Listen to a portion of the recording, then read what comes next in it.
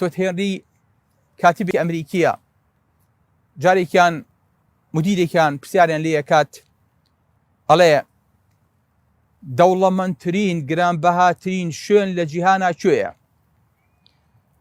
کارمەندەکان یەکێک ئەڵێ لەوانەیە وڵاتانی خلیج بن کە زۆرترین نەوتیان تایە. یەکێک ئەڵێ نا، کانەکانی ئەفریقیایە کە زۆرترین گەوهر و ئەڵماسیان تایە. بەڵام پاژەوەی پرسیارێکی زۆر وەڵامە درێتەوە، خۆی ئەڵێ نەخێر، ئەوە قەبرستانە کە گرانبەهاترین شوێنە ئەو هەموو عەقڵە گەورە و خەڵکە گەورەی تایە.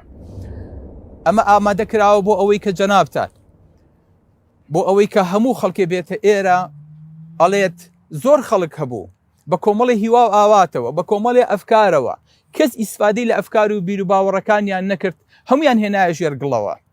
بۆیە ئەم خاکە زۆرترین مەعدەنی گرانبەهای تیا دفن کراوە.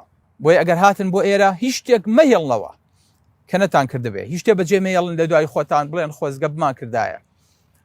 ئەم شوێنە ئەو شوێنەیە کە دوایی دەیت